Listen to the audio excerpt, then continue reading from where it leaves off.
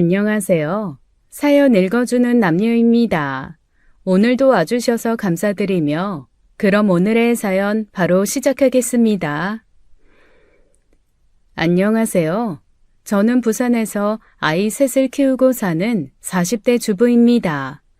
저는 아들 하나, 딸 둘을 키우고 있는데 그중 막내딸은 제가 마음으로 품어 낳은 아이예요. 여느 또래 아이와 다르게 일찍 철이 들어 어른들의 눈치를 많이 살피지만 마음은 무척 여린 아이죠. 저희 부부가 그 아이를 품게 된 기가 막힌 사연을 들려드리려고 합니다. 제가 지금의 남편과 결혼을 결심한 건 시댁이 저희 친정과 가풍이 비슷했기 때문이었어요. 저희 부모님께서는 무엇보다도 형제간의 의리와 정을 우선시하시던 분이었는데 시댁도 같았거든요. 저희 아버지께서는 어렸을 때부터 저희 남매를 앉혀두고 늘 이런 말씀을 하시곤 했었습니다. 부모가 자식의 혈육을 만들어주는 이유는 서로 의지하게 하기 위함이야. 너희가 나중에 커서 결혼해 가족을 꾸리더라도 부부는 자칫하면 남이 되기 십상이지만 형제는 내 핏줄이라 두고두고 힘이 되는 거다. 그러니 너희도 세상에 둘이 제일이다 하고 서로 의지하며 돕고 살아야 해. 부모님께서는 형제 간의 다툼이 있을 때 가장 크게 나무라셨고 양보와 배려를 배울 수 있도록 교육시켰습니다. 다툰 적은 많았지만 싸움이 오래가지 않았던 이유는 부모님 덕이 컸어요. 그래서인지 남동생은 지금까지도 가장 큰 힘이 되어주는 존재가 되었죠. 결혼을 결심한 후 부모님보다 먼저 남동생에게 털어놓았고 남편을 가장 먼저 만나게 한 것도 남동생이었습니다. 남편에게 처음 이 이야기를 꺼냈을 때 남편은 놀라며 자기도 똑같은 소리를 듣고 자랐다고 하더라고요. 남편은 저희 남동생 같은 포지션으로 저희 남매와 형제 관계도 같았죠. 그래서 자기 누나를 세상에서 가장 무서워하면서도 지켜야 하는 존재라고 생각하고 있더라고요. 신우 역시 남편에게 의지를 하되 남편에게 무슨 일이 있으면 무슨 일이 있더라도 도와야 한다고 생각하고 있었고요.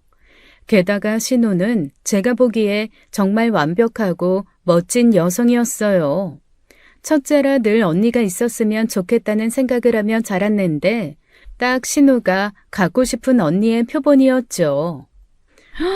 이대? 형님 정말 이대 나왔어? 그렇다니까. 그래서 나도 얼마나 부담됐는지 몰라. 적어도 누나만큼은 해야 한다는 압박 때문에 공부를 얼마나 열심히 했다고. 내가 그만한 대학 들어갈 수 있었던 건 뭐 어쩌면 누나가 그만큼 자극이 되는 존재였기 때문일 거야. 그렇구나. 어쩐지 그 좋은 회사에 들어갔을 때부터 심상치 않다고 생각은 했었어. 좋은 대학 나와서 좋은 기업 취직해 적당한 시기에 시집. 지금은 커리어 우먼이자 멋진 엄마. 와, 나 형님 롤모델 삼을래. 진짜 멋있어. 우리 누나가 좀 멋있긴 하지. 근데 난 우리 누나처럼 그렇게 빡빡하게 사는 건 좀 싫어. 그래서 뭐든 욕심 없이 어우러져 살려고 하는 네 성격이 더 좋아.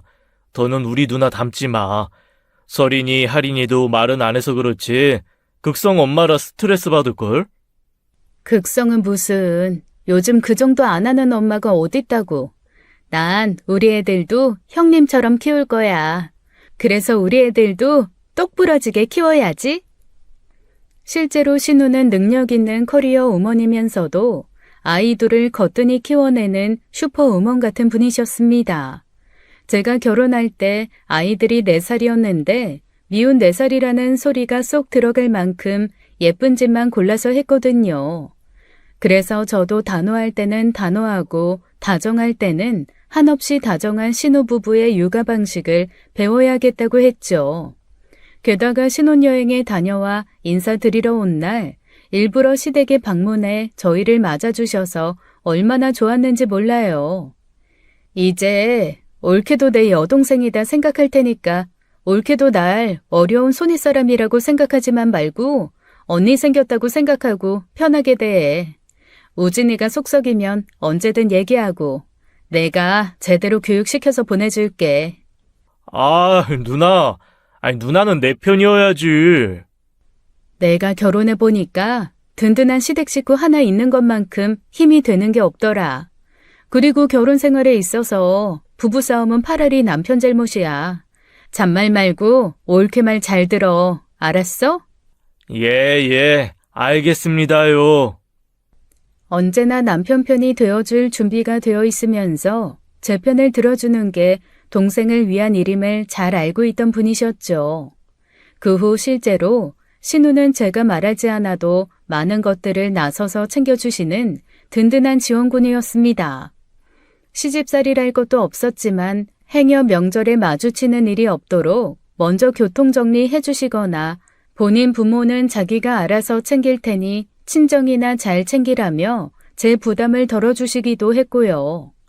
첫 아이를 낳았을 때 축하한다고 200만 원이나 해주시고도 때 되면 저희 애들한테 돈도 엄청 썼어요. 친정에서도 저희 신우하는 걸 전해 듣고 꼭 피가 섞여야만 혈연이냐고 전생에 무슨 년이 있어도 있었나 보다며 좋아하셨죠. 그런데 그렇게 살던 제가 그 누구보다도 사람 일 한 치 앞을 모른다는 말을 뼛속까지 절실히 느끼고 살고 있습니다. 결혼한 지 5년 만의 일로 절대 있어서는 안 되며 있을 수 없다고 생각한 끔찍한 일이 생긴 거예요. 그날은 그저 평범한 어느 주말 오후였습니다. 모처럼 온 가족이 늦잠을 자고 일어나 늦은 점심을 먹고 치우던 중이었어요. 갑자기 시어머님께 연락이 왔고 전화를 받은 남편이 사색이 된 채 옷을 챙겨 입더라고요. 왜? 무슨 일인데 그래? 누나네 사고 났대. 뭐, 사고? 가만히 있어봐. 일단 애들 옷부터 갈아입히고. 아니, 나 먼저 가볼게. 당신은 일단 애들 데리고 있어. 애들 데리고 갈 만한 자리 아니야. 심각한 건 아니지? 모르겠어. 일단 엄마 말로는 누나가 급하게 수술실로 들어갔다는데. 아주버님은? 애들은? 남편은 끝내 대답하지 못했습니다. 대답 없이 차갑게 굳은 얼굴로 채비하는 남편을 보고 비극적인 미래가 기다리고 있음을 알았죠. 일단 남편이 먼저 병원으로 출발한 뒤 도저히 집에만 있을 수가 없어서 남동생에게 아이들을 맡기고 병원에 갔어요. 병원에 가니 신우와 아주버님은 응급수술에 들어갔더라고요. 그런데 제가 애들을 찾자 남편도 시부모님도 아무 말도 못하고 고개를 떨구는 거예요. 왜 그래? 설인이 할인이가 왜? 여보, 말 좀 해봐. 이미 현장에서 사망해서 옮겨졌대. 어? 여보. 말문이 턱 막히더군요. 순간 저희 아이들 얼굴이 떠오르면서 말로 다 할 수 없는 고통이 느껴졌습니다. 시어머니의 곡소리가 복도를 가득 메웠고 그 누구도 시어머니께 조용히 해달란 말을 하지 못했어요. 병원이란 장소가 그렇게 기분 좋은 장소가 아닌 줄은 알지만 저는 그때만큼 그곳이 무서웠던 적이 없었습니다. 삶과 죽음의 경계를 명확히 느꼈으니까요. 그날 신우 가족은 여행을 다녀오던 길이었답니다. 그런데 휴게소를 빠져나온 지 얼마 되지 않아 졸음 운전을 하던 트럭이 아주버님을 운전하는 차를 들이받은 거예요.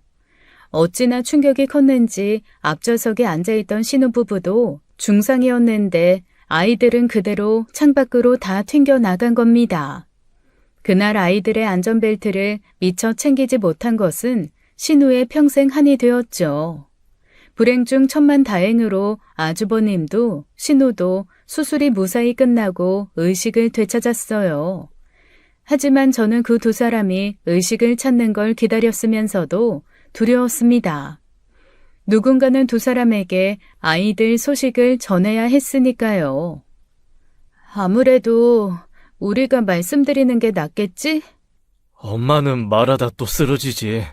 아버지도 못하실 거고. 내가 할게. 아휴, 어떻게 정말. 형님도 아주버님도 깨어나신 게 지옥일 텐데. 어쩌면 좋아. 현실은 현실이니까 어떻게든 살아야지. 부모가 그렇게 누워있어 장례도 치르지 못하고 일단 영안실에 있었고 의식이 돌아오는 대로 아이들 장례를 치르기로 했었어요. 신우와 아주버님이 의식을 되찾은 것은 다음 날이었는데 의식만 찾았지 제정신이 아니라 바로 말을 못했습니다. 게다가 신우는 워낙 상태가 위중해 중환자실에서 거의 눈만 깜빡일 수 있었거든요. 상대적으로 상황이 더 나아 일반 병실로 옮긴 아주버님께 그 사실을 먼저 알렸고 총대는 남편이 매게 되었어요. 차마 그 모습을 볼 수 없어 전 복도에서 기다렸는데 남편이 들어가고 몇 분 후 짐승 같은 소리가 병실에서 흘러나왔죠. 그날의 울음소리를 저는 지금도 잊지 못해요. 아이 잃은 부모의 울음소리는 그 어떤 것으로도 표현할 수 없다는 걸 그때 알았습니다. 숨이 턱턱 막히고 온몸이 바들바들 떨리더라고요. 아주버님이 내려가 영안실에서 아이들 시신을 확인했고 그 후 장례가 진행될 수 있었어요. 장례식은 따로 하지 않았습니다. 시부모님께서도 아주버님도 원하지 않았거든요. 대신 아이들 유골함은 일단 신우가 퇴원할 때까지 집에 두기로 했어요. 신우가 정신을 차리고 말을 할 수 있게 된 게 사고 후 일주일 만의 일이었어요. 올케, 우리 애들은? 하필 그때 면회를 들어간 게 저였는데 저한테 그 이야기를 하는데 표정 관리를 못했습니다. 가족끼리 일단 거짓말을 하기로 말을 맞춰두었는데 갑자기 정신을 차리고 저한테 애들 이야기를 물으니 당황한 거예요. 제가 바로 대답하지 못하자 신우는 저를 빤히 바라보더군요. 형님, 일단 얼른 건강부터 회복하세요. 애들은 잘 있어요. 그때 이미 신우는 눈치챘던 겁니다. 저를 바라보는 그 공허한 눈빛에서 본능적으로 아이들에게 무슨 일이 생겼음을 직감했구나 싶었거든요. 하지만 그때는 내색하지 않았어요.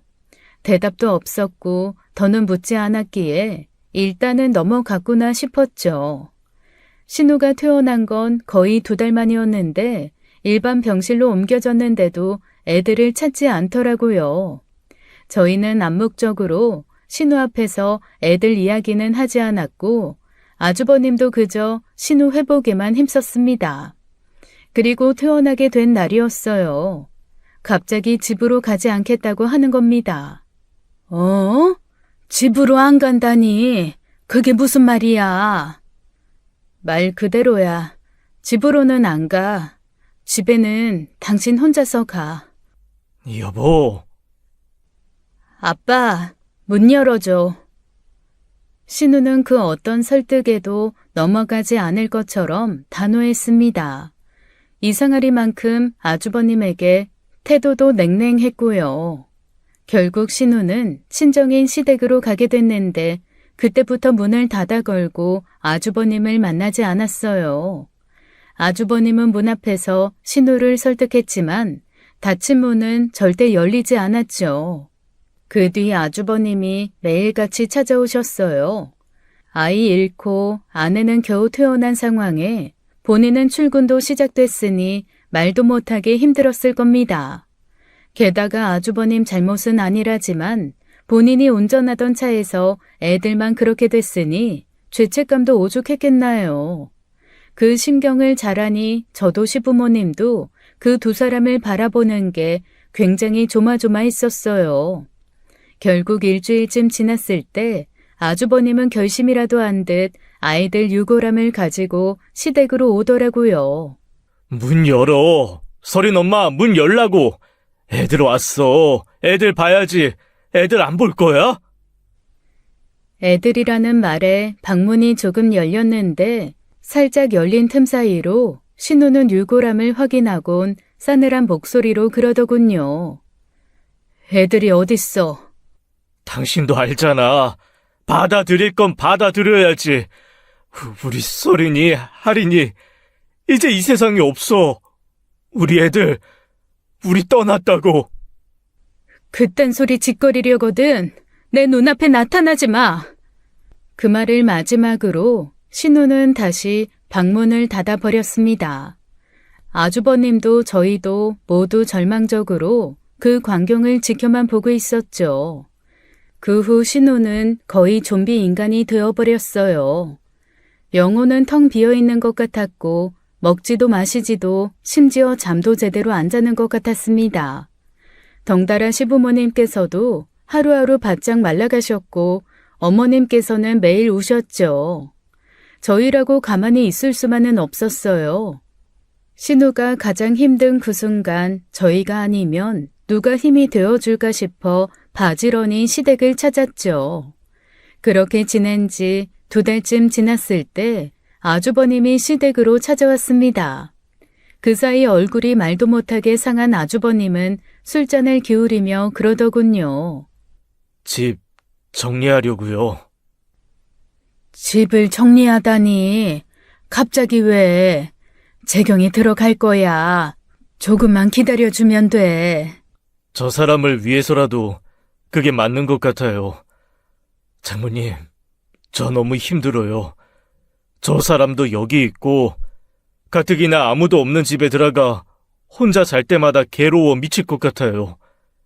애들 방문은 첫날 말고 열어본 적도 없어요. 당장이라도 그 닫힌 문이 열리면서 할인이가 내고놀이 하자고 나올 것 같고 서린이는 아이돌 댄스 자랑이라도 할 것 같은데 집이 너무 적막해요, 장모님. 그 전까지만 해도 아이 잃은 부모를 본 적이 없었습니다. 만약 본다면 안쓰럽고 슬플 거라고만 생각했는데 직접 보게 되니 말도 못하게 두렵더라고요. 세상에 그보다 더한 지옥이 있을까요? 과연 그 지옥에서 빠져나와 살 수나 있을까요? 두 사람의 삶은 처참하게 망가졌고 두 사람은 마치 온몸이 늪에 잠겨 목만 내놓고 있는 사람들처럼 보였습니다. 매형이 그렇게 하고 싶으면 해요. 누구도 못 말려. 그래요. 이건 아주버님이 결정하실 일이라고 생각해요. 누나 저러고 있는데 매형이라도 정신 차리고 어떻게든 살아야죠. 애들 짐 정리는 저희가 도울게요. 아주버님 부탁으로 아이들 방 정리를 하러 가서 얼마나 울었는지 모릅니다. 아이들 옷을 정리해 상자에 넣고 애들이 그린 그림, 노트, 사진을 보면서 한참 눈물을 쏟았어요. 외숙모인 저도 이 정도인데 부모가 어떻게 이걸 하나 나였어도 못했겠다 했죠. 특히 옷에서는 여전히 아이들 냄새가 나는 것 같아 억장이 무너지더라고요. 그렇게 아주버님은 급하게 더 좁은 집으로 아이들의 흔적이 느껴지지 않는 아주 낯선 집으로 이사를 했어요. 짐은 일단 작은 방 하나에 차곡차곡 상자째 쌓아두었고요. 이사 정리를 마무리하고 돌아가려는데 생각에 잠겨있던 남편이 애들 옷이 든 상자를 하나 챙기는 거예요. 그건 뭐하게? 누나 언제까지 저렇게 둘 순 없잖아. 정신 차려야지. 힘들어 하시잖아. 조금만 더 기다려주자. 대체 언제까지? 매형 얼굴 상한 거 안 보여? 자기만 자식 잃었어? 매형은 안 슬퍼서 저러고 있겠어? 왜 지 혼자 애 잃은 것처럼? 이 모든 상황이 매형 탓인 것처럼 저러냐고. 남편은 그 길로 옷상자를 들고 시댁으로 갔습니다. 그리고 가자마자 신호 방문을 미친 듯이 쾅쾅 두드렸어요. 저러다 문고리 뜯어지겠다 싶을 때쯤 문이 열리더라고요. 남편은 바로 문을 세게 밀어젖히고 신우를 향해 아이들 옷을 전부 쏟아부었습니다. 정신 차려! 서린이가, 할인이가 이 모습 보고 좋다고 하겠다. 누구보다도 자기 엄마가 세상에서 멋진 사람이라고 하던 애들인데, 나중에 누나 같은 엄마가 되겠다고 하던 애들인데, 애들이 하늘에서 이 모습 보면 어떨 것 같아? 신우는 날벼락을 맞은 사람처럼 떨어진 애들 옷을 내려다보았습니다. 그러더니 믿기 힘들다는 듯이 그대로 주저앉아 애들 옷을 하나씩 들어 얼굴에 파묻더라고요. 그 순간 신우의 얼굴이 말도 못하게 일그러졌어요. 애들 옷에서 애들 냄새가 났거든요. 저도 옷 정리를 하면서 가장 힘들었던 부분이었습니다. 평소 그 집에서 쓰던 섬유 유연제 냄새와 더불어 묘하게 조카들에게서 나는 냄새가 느껴지더라고요. 분명 엄마인 신우는 그걸 명확히 느꼈겠죠. 경련을 일으키듯 바들바들 떨던 신우는 옷을 얼굴에 파묻고 비명을 내지르기 시작했어요. 그건 말로 표현할 길이 없는 그야말로 짐승의 울부짖음이었고 저는 차마 볼 수가 없어 집 밖으로 나와버렸죠. 현실은 잔혹하게도 나아가기 위해서는 발을 뻗어야 했습니다. 다행인 건 아이들의 죽음을 깨닫고 난 후부터는 신우도 변하기 시작했다는 거예요. 비록 그 과정이 보는 사람마저도 눈을 질끈 감게 할 만큼 고통스럽게 보였지만 신우는 살아가기 위한 준비를 시작했죠. 그리고 신우는 이혼을 택했습니다. 이혼? 아니 대체 왜? 그냥 설인 아빠랑 못 살겠어서 그래. 그러니까 대체 왜? 그게 문서방 잘못이야? 문서방이 잘못해서 벌어진 일도 아닌데 너 왜 자꾸 문서방 탓을 해? 설인 아빠 탓을 하는 게 아니라 그냥 힘들어서 그래. 나도 알아. 설인 아빠 문제 아닌 거. 근데 그냥 힘들어. 동병상련이라고 서로 얼싸안고 같이 헤쳐나가고 그런 거 하기 싫어. 나 힘든 거 보여주고 싶지도 않고 설인 아빠 힘든 것도 보고 싶지 않아. 너답지 않게 왜 그래? 너 그렇게 무책임하지 않잖아. 그런 이유로 이혼한다고 하면 문서방은 순순히 받아들일 것 같아. 그게 얼마나 이기적인 선택인지 아느냔 말이야. 알아. 다 내 탓이야. 설인 아빠 탓할 생각 없어. 그냥 힘들어. 그게 전부야. 차라리 별거를 해. 당분간만 헤어져 살아. 그러면 됐지. 이혼은 무슨 이혼이야. 말도 안 되는 생각하지 마. 이거 누나한테 도움되는 거 아니야. 내 일이야. 내 인생이고. 우진이 네가 참견할 부분 아니야. 아이, 누나! 아무튼 다들 그렇게 알아줘. 설인 아빠랑은 조만간 만나서 서류 정리할 거야. 어떻게든 설득할 거니까 그 문제는 걱정하지 말고. 신우는 단호했습니다. 본인이 결정한 일에는 항상 그렇게 단호함을 보였어요. 평소 깔끔하게 일 처리를 하던 그 태도로 이혼 문제도 처리하더군요. 물론 아주버님은 절대 안 된다고 했지만 결국 신우 뜻을 꺾지는 못했어요. 당신이랑 사는 미래에 불행밖에 보이지 않는다는 말을 듣고 무너지지 않을 배우자가 어딨겠어요. 어쩌면 문제는 거기서부터였을지 모릅니다. 사고는 우리 힘으로 어찌 해볼 수 없는 일이었지만 신우의 이혼은 우리 힘으로 어떻게든 막았어야 할 문제였던 것 같아요. 그 이후 일어나게 될 그 끔찍한 일련의 사건들이 다 그 이혼에서 시작된 것 같았거든요. 이혼 후 아주버님은 이사한 그 집에서 살았고 신우는 친정인 시댁에서 살았습니다. 여보세요? 어머니, 식사는 하셨어요? 형님은 좀 어때요? 아까 재경이랑 같이 김치볶음밥 해서 먹었어. 요즘 먹는 양이 좀 는 것 같기도 하고 하여튼 요즘은 좀 괜찮아. 다행이네요. 이번 주말에 애들 아빠랑 한번 들를게요. 이재랑 윤재는 안 오고? 아무래도 좀 그래서요. 형님 괜히 애들 보면 힘들어하시지 않을까요? 아휴, 아직은 힘들겠지. 그래도 네 아버지랑 나도 이재랑 윤재 본 지도 좀 됐고 애기들 그렇게 가고 나서부터 계속 눈이 밟혀 보고 싶은데. 그럼 형님 없을 때 자리 마련해 볼게요. 사고 이후 저희는 일부러 시댁에 갈 때 아이들을 데려가지 않았어요. 큰애가 4살, 작은애가 2살이었는데 올케한테 맡기거나 친정엄마가 와서 봐주시곤 했죠. 그 부분은 남편과 상의해 결정한 일로 신우가 먼저 아이들을 찾기 전까지는 그럴 생각이었습니다.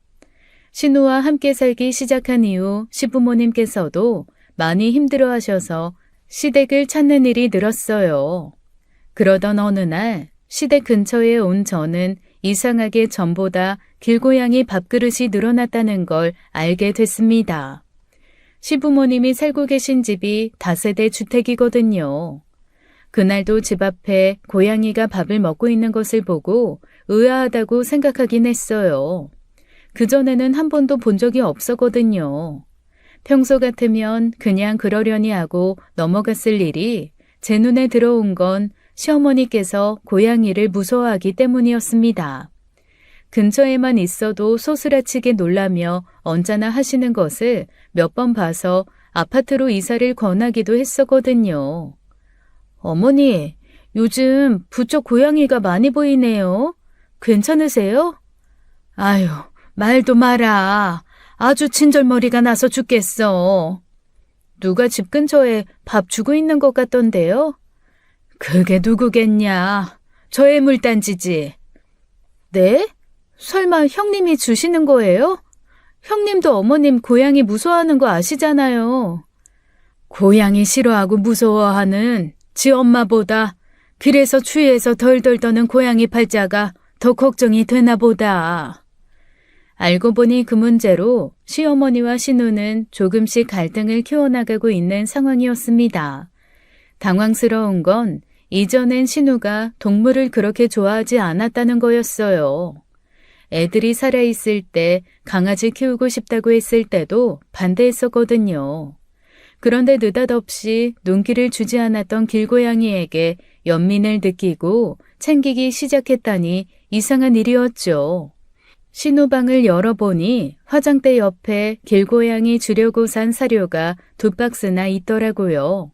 그때까지만 해도 시어머니가 고생 좀 하시겠다 싶었던 거지 다른 걱정은 없었습니다. 오히려 길고양이들 챙기면서 마음을 좀 챙길 수 있으려나 싶어 다행이다 싶었었어요. 그런데 그 일 때문에 이웃과 심한 다툼이 생기면서 더 골치 아픈 일이 생겨버렸죠. 이봐요, 재경엄마. 재경엄마. 에? 무슨 일이야? 이거. 이 앞에 고양이 밥그릇이라고 두고 챙기는 거 재경이 맞지? 아유, 애가 돌아다니는 애들 불쌍하다고 오며 가며 좀 챙긴 모양인데. 돌아다니는 짐승 새끼가 불쌍하면 얼마나 불쌍하다고. 이 앞에 쓰레기를 내다 놓지를 못하겠어. 아주 다 물어뜯고 난리도 아니라고. 미안해.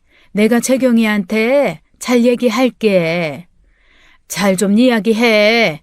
내가 이 집 사정 봐서 참아줬는데 이건 아니잖아. 재경이 때문에 요즘 이 근방 길고양이들 아주 득실거리는데 우리 집 화단에도 똥을 한 바가지 싸놓고 갔다고. 냄새가 얼마나 지독한 줄 알아? 알았어. 내가 잘 이야기할게. 미안해, 은정엄마. 시어머니께서는 곤혹스러운 표정으로 쩔쩔 매셨습니다. 이웃이 항의하듯 넘겨준 빈 밥그릇을 착잡하게 바라보며 한숨을 푹푹 내쉬었죠. 알고 보니 항의하러 온 이웃이 그분이 처음이 아니었더라고요. 어머님, 제가 형님하고 한번 얘기해볼까요? 나라고 얘기 안 해봤겠어? 덜아, 괜히 너한테도 몹쓸 소리 할까 싶어. 시어머니께서는 거의 체념하신 듯 했습니다. 신우에게도 몇 번을 이야기했지만 그 문제는 양보받지 못한 모양이었어요. 그 후 시어머니께서는 쓰레기를 내놓은 날이면 새벽같이 일어나 골목 쓰레기들을 살피셨답니다. 혹시 길고양이가 헤집고 간 쓰레기 봉투가 있을까 싶어 고무장갑을 끼고 테이프를 들고 다니면서 처리하신 거예요. 시어머니께서 힘들어하시는 것 같아 보다 못한 남편도 나서봤지만 쉽지 않았습니다.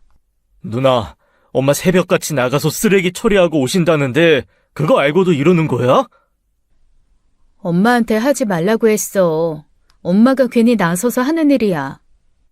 그렇게라도 안 하면 주변 사람들이 찾아오니까 그렇지. 왜 누나만 생각해? 엄마 아빠도 생각해야지. 그렇게 살 거면 따로 나가 살든지.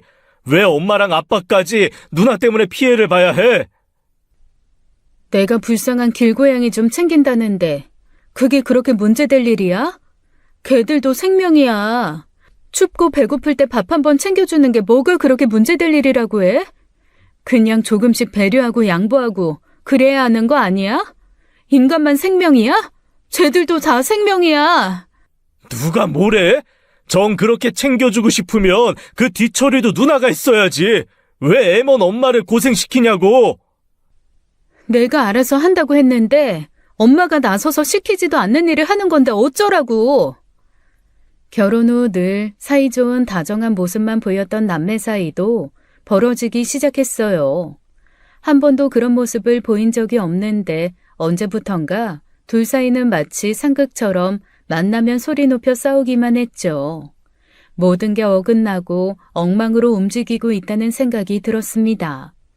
저는 그 모습을 보면서 그냥 지나칠 문제가 아니라는 생각이 들었어요. 길고양이한테 연민이나 동정할 수는 있지만 신우답지 않은 행동과 말에 걱정이 되기 시작한 거예요. 점점 나아지고 있다고 생각했는데 어쩌면 더 심해지고 있을지도 모른다는 생각이 들었거든요. 이제 아빠, 형님, 아무래도 병원 상담 한번 받아보는 게 어떨까 싶은데. 정신과 상담? 안 그래도 나도 염두에 두고 있었어. 상태가 좀 이상한 것 같아. 요즘엔 부쩍 더 누나답지 않다는 생각도 들고. 아버지랑 한번 상의해볼게. 정신과 치료가 필요하다고 생각했던 저희 부부와 달리 어머님 반발이 생각보다 심했습니다. 신우가 전과 다르다는 걸 아시면서도 정신과라는 것에 꽂혀서 정신병자 취급하지 말라며 화를 내셨거든요. 저와 남편이 나서서 어떻게든 설득시켜보려고 했지만 말도 꺼내지 못하게 하는 바람에 무산이 된 거예요. 그런데 며칠 후 큰 문제가 터진 겁니다. 길고양이 문제로 벼르고 있던 이웃이 고양이 밥을 챙겨주고 있는 신우를 만나 뒤집어 엎은 거예요. 말 그대로 밥그릇을 뒤집어 엎고 삿대질을 하며 화를 냈답니다. 여기 너만 사니? 어? 내가 너네 엄마한테 알아듣게 얘기했는데 왜 자꾸 여기다 밥을 줘? 그렇게 고양이들이 안타까우면 너가 다 잡아다 네 집에서 데리고 살아. 왜 피리 부는 사나이 마냥 온 동네 고양이를 다 끌어들여서 골치 아프게 해? 애들이 뭘 어쨌게요. 먹을 게 없어서 쓰레기 봉투 뒤지는 건데 밥 챙겨주면 쓰레기 봉투 뒤질 일도 없겠죠. 내가 지금 쓰레기 하나로만 그러니? 우리 집 앞마당에 들어와서 허구한 날 똥 싸놓는 건? 차 스크래치에 밤마다 발정나서 쳐우는 건 어쩔 거냐고. 그 집 아저씨 허구한 날 술 마시고 들어와서 동네방네 고성방가하는 건 참아지고 길고양이 좀 우는 건 그렇게 견디기 힘들어요? 능력 없는 남편이랑 밤마다 싸우는 소리는 허용이 되고 길고양이는 안 된다는 논리는 뭐예요? 뭐야? 이게 진짜? 결국 신우는 시어머니 뻘인 옆집 아주머니와 머리채를 잡고 싸우는 기겁할 만한 사건에 휘말렸고 그 일로 경찰서까지 가게 되었습니다. 시부모님께서는 허리가 남아나지 않을 때까지 숙이고 다니며 사과하셔야 했어요. 사실 대부분의 이웃분은 고양이 밥 챙겨주시는 것에 큰 반대가 없으셨는데 몇몇 이웃분들이 어머님처럼 고양이를 싫어하셔서 문제가 더 커진 거였죠. 그 일로 시아버지께서도 크게 화내시며 신우에게 그럴 거면 당장 집 나가라고 으름장을 놓으셨고 시어머니께서는 정서적으로 안정이 되지 못한 신우한테 무슨 일이 생길까 싶어 전전긍긍 하셨습니다. 거기서 끝났으면 차라리 좋았을 거예요. 그 후 길고양이 밥을 주지 않기로 결론이 나면서 신우가 정말로 온 동네 고양이들을 전부 집안으로 들이기 시작한 겁니다. 고양이 포획틀을 사서 신우 방에만 4마리의 고양이를 키우기 시작한 거예요. 결국 시어머니가 쓰러지셨다는 소리에 부랴부랴 달려간 시댁은 그야말로 개판, 아니 고양이판이었습니다. 더는 두고 볼 수만은 없는 문제였고 남편이 총대를 메고 신우이를 정신과에 넣어 입원 치료를 시켰죠. 신우가 데려온 고양이들은 전부 유기동물보호소에 보내게 되었고요. 어딜 보내? 보호소? 절대 안 돼. 거기 보내면 결국 다 죽어. 안락사 시킨다고. 형님, 저희가 잘 알아보고 보내는 곳이에요. 거긴 동물을 전부 받는 기관이 아니라서 입양이 될 때까지 기다렸다가 입양된 개체수만큼 유기동물을 받고 하는 곳이래요. 거짓말 하지 마. 그런 곳이 어딨어. 말도 안 되는 소리 하지 마. 보내면 나 죽어버릴 거야? 아빠, 보내지 마. 나 올 때까지 한 마리도 보내면 안 돼. 보호소에 보낸다는 이야기에 눈이 뒤집혀 난동을 피우던 그 모습을 잊지 못합니다. 제가 알던 그 멋지고 당찬 신우의 모습은 이미 온데간데 없이 사라지고 없더라고요. 그나마 다행인 건 입원 치료를 받기 시작하면서 신우의 상태가 많이 호전되었다는 거예요. 더는 길고양이에 집착하는 모습도 보이지 않고 약을 꼬박꼬박 챙겨 먹다 보니 부작용인지 살도 붙더라고요. 사고 이후 말도 못하게 얼굴이 안 좋아져서 걱정이었는데 오히려 부작용이 사람을 살린 거죠. 그뿐만이 아니라 퇴원 후 한 달 만에 독립도 하고 취직해 회사 생활도 시작했습니다. 가끔 아주버님을 만나기도 하는 것 같더라고요. 그 과정이 꼬박 3년이 걸린 어마어마한 대장정이었어요. 기다리면 결국 봄은 온다더니 그 지긋지긋한 겨울이 끝을 보이자 다들 얼마나 안도했는지 모릅니다. 차츰 상태가 좋아지면서 저희 애들도 만나기 시작했는데 부쩍 자란 아이들을 보는 신우 눈빛이 안 되긴 했더라고요. 저희 애들을 보는 신우의 눈빛은 그야말로 부모만이 알 수 있는 그 눈빛이었거든요. 사람 욕심은 끝이 없다고 신우가 보통의 삶을 사는 것 같자 시어머니께서는 재혼을 바라시더라고요. 재경아, 문서방이랑 다시 합칠 생각 없어? 말도 안 되는 소리 좀 하지 마. 그럴 생각 눈꽃만큼도 없어. 문서방이랑 재결합이 싫으면 그러지 말고 좋은 남자 있으면 소개받고 재혼해. 너 아직 한창일 나이인데 언제까지 혼자 살 거야? 나한테 바랄 걸 바래. 내가 문서방이랑도 헤어진 마당에 다른 남자 만나서 결혼해서 살겠어? 그러지 말고. 엄마, 그만해. 누나가 싫다잖아. 누나는 재혼할 생각 아니면 엄마 아빠 걱정할 일 없게 잘 살아. 엄마가 이대로 누나가 마음 둘 곳 없이 혼자 나이 들까봐 걱정하는 거니까. 나나 이제 엄마로는 한계가 있을 거고. 내일은 내가 알아서 할 테니까 걱정하지 마. 재결합도 싫다, 재혼도 싫다, 딱 잘라 알아서 하겠다는 신우 말을 저는 믿었습니다. 신우 원래 성격상 자기 인생을 그렇게 허투루 쓸 사람이 아니라는 걸 알았으니까요. 차츰 사고 이전의 모습을 찾는 것 같아 반가운 마음도 있었어요. 그런데 그 책임감이 엉뚱한 곳으로 향할지 누가 알았겠어요. 신우가 대뜸 입양을 하기로 했다는 겁니다. 뭐? 입양? 입양은 뭐 아무나 해주는 줄 알아? 남자 만나 재혼할 생각은 없는데 우리 할인이 설인이 같은 애들은 키우고 싶어. 이재랑 윤재 크는 거 볼 때마다 나도 애들 크는 거 보고 싶고. 나 능력 있어. 집도 있고 재산도 있고 회사도 다녀. 내가 못 키울 이유 있어? 됐고, 쓸데없는 소리 하지 말고 애 키우고 싶으면 재혼부터 해. 재혼하면 뭐 내가 이 나이에 애를 낳아? 나 혼자서도 충분히 키울 수 있는데 왜 굳이 남자 힘을 빌려서 애를 키워? 다 너 생각해서 하는 말이잖아. 혼자 벌어서 애 키우는 일이 뭐 쉬운 일인 줄 알아? 너 자꾸 왜 이래? 왜 자꾸 왜 엄마 아빠 속을 썩여? 나 허락받으러 온 거 아니야. 그냥 그렇게 알라고 얘기하러 온 거지. 통보할 거면 뭐하러 가족들 다 불러다 놓고 이야기를 해. 그냥 네 멋대로 살지. 너 계속 그렇게 살 거면 오지도 마. 아주 네 멋대로 살란 말이야.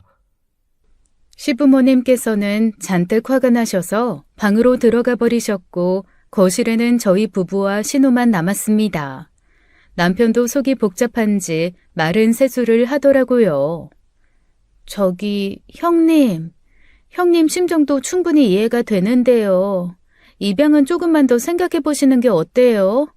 아주버님이라도 있으면 모르겠는데 형님 혼자서. 왜? 옳게도 내가 혼자라서 힘들 거라고 생각해? 나 애 안 키워본 사람 아니야. 옳게보다 더 오래 키웠어. 아니, 그런 말이 아니라. 우진이 너도 그렇게 생각해? 내가 생각 없이 막 섣부른 판단으로 이러는 것 같아? 솔직히 나도 찬성은 못하지. 누나 지금 애 키우고 살 정도로 괜찮아졌다고 생각하지 않아.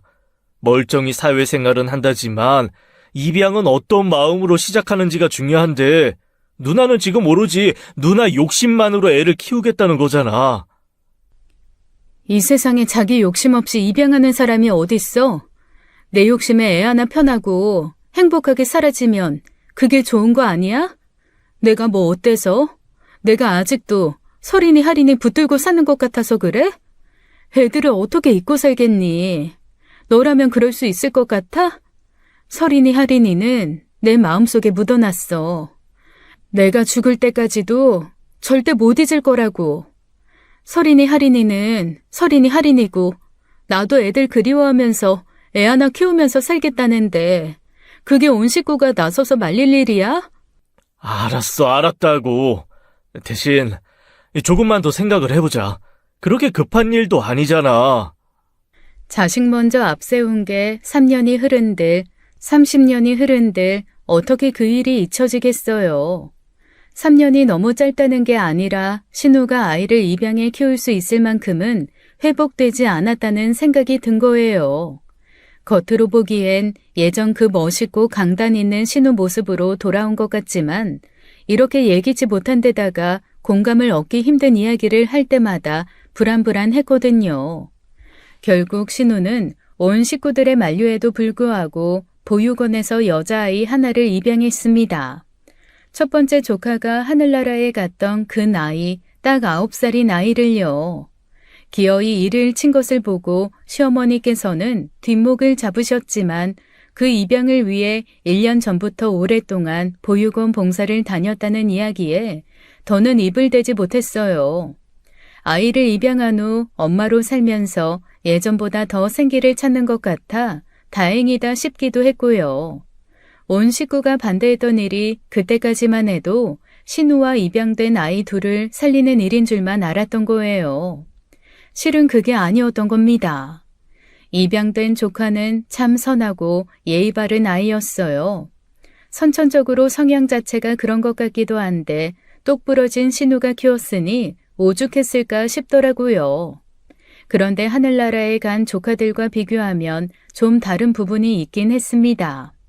조카가 신우에게 지나치게 깍듯하고 선을 지켜 대하는 것 같았거든요. 연주야, 왜 안 먹어? 엄마 먼저 드셔야 해요. 엄마 오늘 일 있어서 늦으신다고 했어. 먼저 먹어도 돼. 그냥 엄마 오시면 먹을래요. 처음엔 시댁이 낯설어서 그런 줄 알았는데 몇 달이 지나도록 변함이 없더라고요.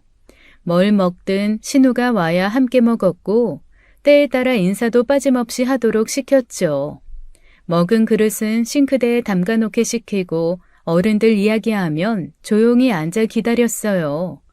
애답지 않은 구석이 보여서 어떻게 데려와도 꼭 신우 같은 애를 데려왔나 싶었는데 저희 애들이랑 노는 거 보니 또 영락없는 애더라고요. 그러던 어느 날이었습니다. 저희 애들이랑 놀다가 식탁에 있는 컵을 떨어뜨린 거예요. 엄밀히 말하면 조카만의 잘못도 아니었는데 신우가 말도 못하게 화를 내는 겁니다. 서연주, 너 지금 이게 뭐 하는 짓이야? 잘못했어요. 너 이 컵이 얼마짜린 줄 알아? 컵 때문에 누구라도 다치면 어쩔 뻔했어. 너 왜 그렇게 조심성이 없고 칠칠 맞니? 대체 누굴 닮아서 그래? 잘못했어요, 엄마. 다시는 안 그럴게요. 형님, 왜 그러세요? 저희 애들이랑 장난치다가 그런 건데. 연주만의 잘못도 아니에요. 깨진 컵이야 치우면 되는 건데. 아니, 이건 확실히 짚고 넘어가야 같은 잘못을 안 하는 거야. 서연주, 너 방에 들어가서 벽 보고 앉아 있어. 다시는 안 그럴 수 있겠다 싶을 때까지 반성해. 안 돼요. 엄마, 잘못했어요. 정말로 다시는 안 그럴게요. 형님, 그만하세요. 애가 겁에 질렸잖아요. 다신 안 그러겠다고 했고 제대로 사과도 했는데 왜 그러세요? 연주가 일부러 그런 것도 아니잖아요. 올케, 이건 어디까지나 내 아이 내가 교육하는 문제야. 올케가 끼어들 문제가 아니라고. 너 안 되겠다. 외숙모 있으니 눈치 보면서 하지도 않고. 집에 가야지. 엄마 잘못했어요. 겁에 질린 조카가 무릎까지 꿇으며 사정에 빌었지만 신우는 눈 하나 깜짝하지 않았습니다. 처음으로 신우가 달리 보이더라고요. 그 모습은 전에 조카들에게 보이던 태도는 확실히 아니었거든요. 한 번도 불합리하게 혼내는 모습을 본 적도 없고 더군다나 그렇게까지 가혹하게 애를 몰아붙인 적도 없었어요. 저도 남편도 좀 아니다 싶던 와중 신우가 다시 한번 폭탄을 던지더라고요. 아무래도 연주 하나로는 애가 심심해하는 것 같아서 여자아이 하나 더 입양하려고. 남자아이도 괜찮고. 뭐? 예, 아서라. 연주 하나만으로도 충분한데 무슨 또 입양이야? 이미 봐둔 애 있어. 누나, 지금 뭐 애 쇼핑해? 연주나 제대로 키워. 지금 누나 사정에 애 둘이 말이 돼? 안 될 건 또 뭔데? 아, 진짜 누나, 왜 그러는 거야 대체? 누나 진짜 어떻게 된 거 아니야?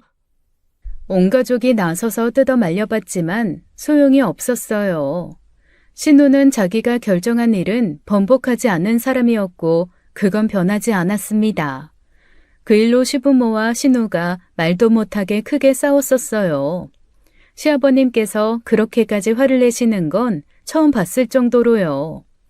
눈은 튀어나올 것처럼 크게 뜨시고 손찌검까지 하실 뻔했죠. 시부모님께서는 말을 안 했지 신우가 입양된 조카에게 하는 행동을 줄곧 못마땅히 하셨거든요. 알게 모르게 하늘나라에 간 조카들과 비교도 하고 입양된 아이에게 누굴 닮았냐는 아픈 말도 서슴지 않았고요. 그 후로 신우는 시댁의 발길을 완전히 끊어버렸습니다. 어느 날은 끙끙 앓던 어머니께 연락이 왔었어요. 아가, 이제 엄마야. 너가 재경이 좀 만나봐라. 내가 찾아가면 문도 안 열어주고 만나려고 하지도 않고 아주 답답해 죽겠어. 어머님도 안 열어주시는데 저라고 만나주실까요? 그래도 젊은 사람들이 통하는 게 있을 거 아니야. 네가 좀 만나서 이야기 좀 해봐라, 응? 남편은 그냥 포기하라고 누나가 많이 변해서 자기도 손 놨다고 했지만 저는 그럴 수가 없었습니다. 그래도 뭐라도 해봐야지 싶었던 거예요. 다행히 만나자는 연락에 신우는 거절하지 않더라고요. 다만 집에서 만나지 않고 밖에서 만났지만요. 오랜만이에요, 형님. 그동안 잘 지내셨어요? 연주도 잘 지내죠? 왜? 내가 뭐 연주 구박이라도 할까봐 감시하러 온 거야? 잘 있으니까 걱정하지 마. 아니, 그게 아니라 어머님, 아버님께서 걱정이 많으세요. 둘째 입양은 아직 안 했어. 아빠가 그거 확인하고 오래? 걱정이 많으시니까요. 형님, 저 결혼할 때 형님이 그러셨잖아요. 친언니 생겼다고 생각하고 의지하고 지내자고요. 저 정말 형님 친언니라고 생각해서 드리는 말씀이에요. 지금 형님 연주 입양하고 밝아지고 행복해 하시는 거 알아요. 둘째 입양하고 싶다는 마음도 충분히 이해하고요.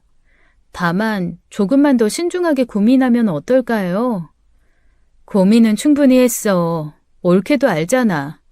나 고민 누구랑 공유하는 사람 아니라는 거. 나 혼자 충분히 고민해보고 연주 동생 있으면 좋겠다 싶어서 결정한 일이야. 형님도 잘 아시겠지만 아이 하나 있을 때랑 둘 있을 때는 천차만별이잖아요. 어머님, 아버님이 보시기엔 고민 없이 일을 벌이는 것 같다는 생각도 하실 거고, 사실 연주도 아직 가정에 적응이 안 됐는데 새 입양아 동생까지 생기는 건 불안을 키울 수 있는 문제라는 생각도 들어서요. 옳게, 난 가족이라면 뭐든 내 상황을 내 마음처럼 이해해줄 수 있는 사람이라고 생각했었어. 근데 그 사고 이후 생각이 완전히 바뀐 거야. 그 누구도 내 마음은 이해 못해. 심지어 설인 아빠도 아마 모를 거야. 나를 위한 입양이라는 건 부정하지 않을게. 하지만 그러면서 보육원에서 자라게 될 아이들을 살리는 길인 거잖아. 나도 살고 애들도 살고 인생 어렵게 생각할 거 없어. 그냥 좋은 게 좋은 거지. 너무 심각하게 생각하지 마. 엄마랑 아빠한테도 그렇게 이야기해주고. 형님, 올케가 하고 싶은 이야기 오늘 나 만나러 온 이유 다 알겠는데 미안하지만 그 말 못 들어주겠다.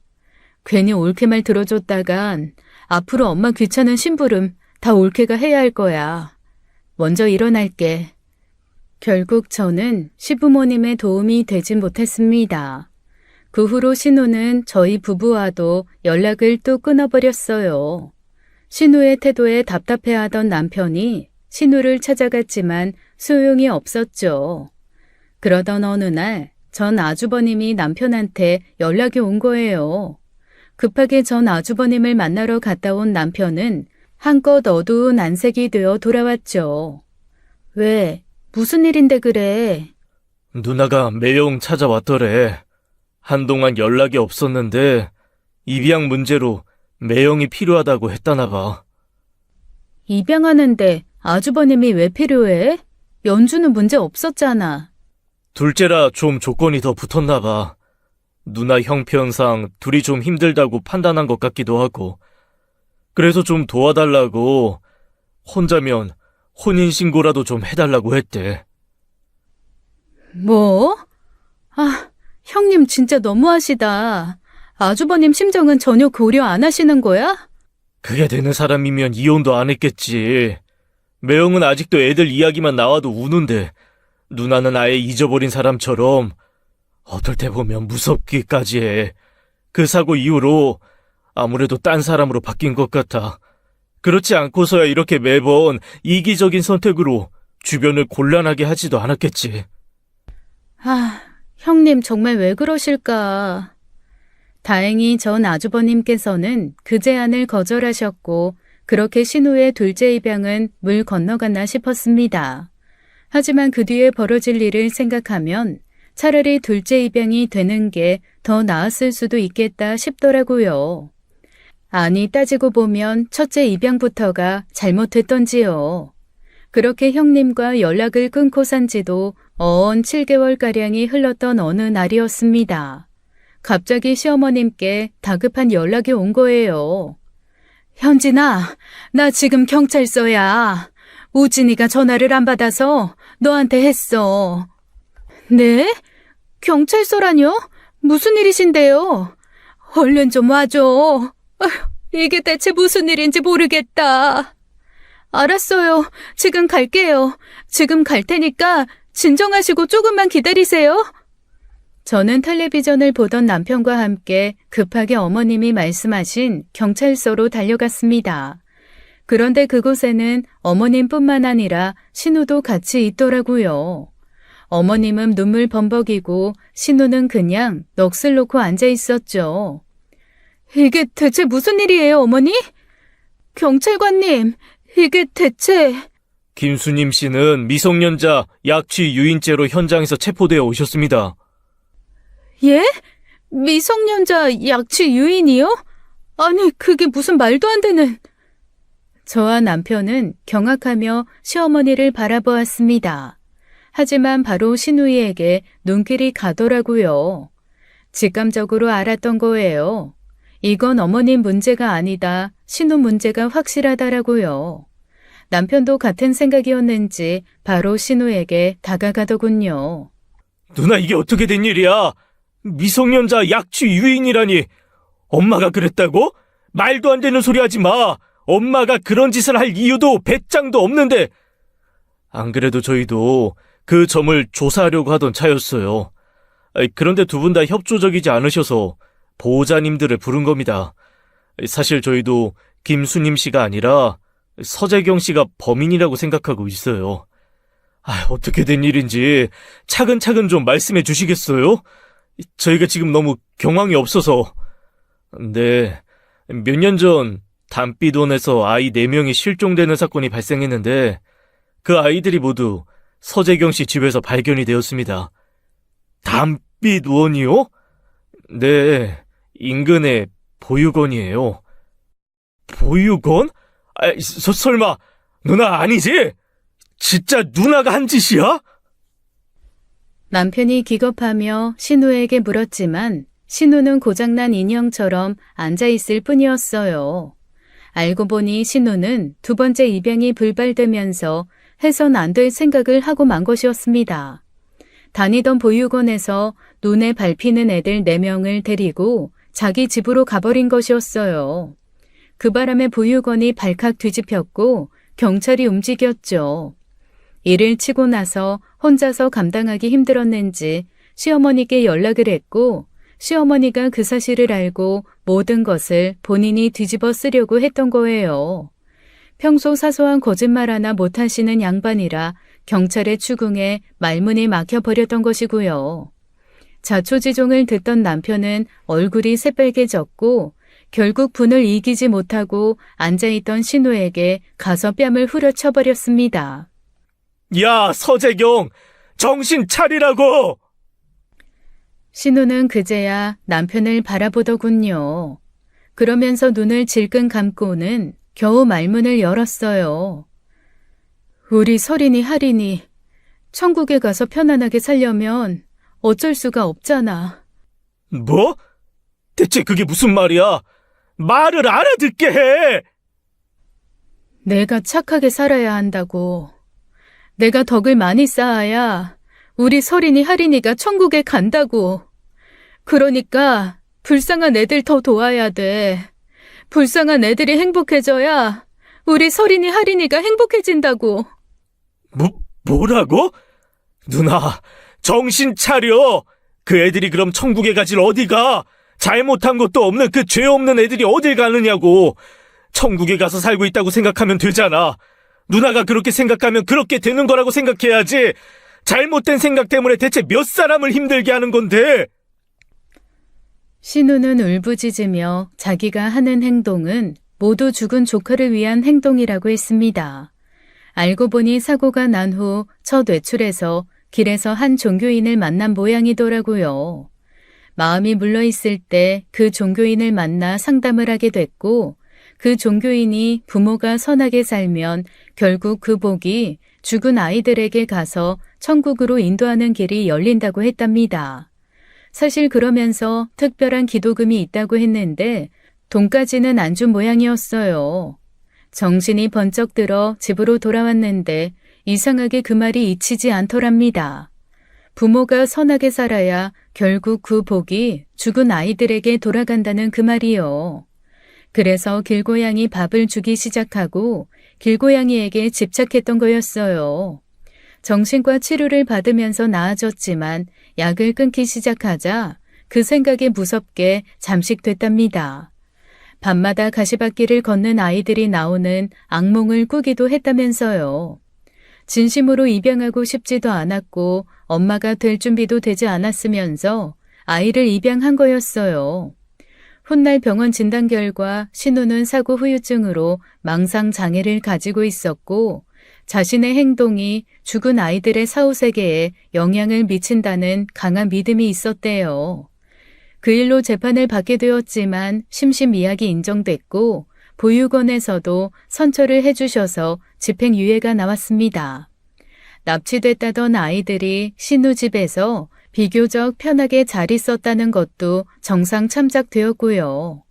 신우는 그 후 회사에서 잘리고 다시 정신과에 입원 치료를 받게 되었어요. 영영 들어갈 생각으로 가 있으라고 했다. 고쳐지련지는 모르겠다. 그런 말씀하지 마세요, 아버님. 분명 괜찮아지실 거예요. 원래 치유되기 힘든 일이잖아요. 그렇다고 다 쟤처럼 사는 건 아닐 텐데, 그렇다고 다 쟤처럼 잘못된 생각을 하는 것도 아닐 텐데. 아버님의 무거운 한숨에 저희 부부도 얼마나 마음이 아팠는지 모릅니다. 문제는 신우에게 입양된 그 아이였어요. 입양기관과 보육원에서는 파양을 권하더라고요. 하지만 저희 부부는 그 애를 다시 돌려보낼 수가 없었습니다. 조카로 만나고 살면서 저희 부부와도 정이 많이 들었었거든요. 게다가 한 가정에서 입양되어 살던 아이가 다시 파양되어 돌아갔을 때의 절망감을 생각하니 도저히 지켜볼 수가 없었어요. 남편이 먼저 제게 제안했고 저도 아이들과 충분히 대화를 나눈 끝에 그 아이를 가족으로 받아들이기로 했습니다. 물론 과정이 결코 쉽지 않고 간단한 일은 아니었어요. 하지만 무엇보다도 아이의 의사가 강해서 무사히 재입양할 수 있었죠. 후에 신우 면회에 가서 그 사실을 이야기했더니 신우가 그러더라고요. 고마워 올케. 고마워. 그 고맙다는 말 한마디에 많은 마음이 담겨 있다는 것을 신우 표정만 보고도 알 수 있었습니다. 신우는 지금도 이번 병동에서 나오지 못하고 있어요. 스스로도 나오는 걸 원하지 않고 있고요. 언젠가는 신우가 마음의 병을 다 치유하고 나올 수 있을 거라고 믿습니다. 신우가 벌인 일이 이해받기 힘든 일들이지만 다시 예전의 건강한 마음을 가진 신우를 만날 수 있길 간절히 바랄 뿐이에요. 아이는 건강하게 잘 자라고 있습니다.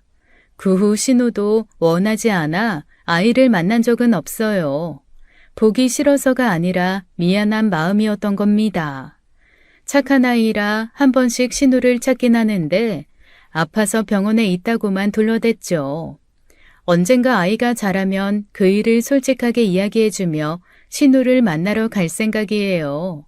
그때까지 건강하고 밝게 잘 키울 겁니다. 신우에게 아이는 이렇게 키우고 보듬어야 한다는 걸 보여주기 위해서라도 말이에요. 지금까지 사연 읽어주는 남녀였습니다. 끝까지 시청해주신 여러분 감사드리며 저희는 다음 사연으로 돌아올게요. 감사합니다.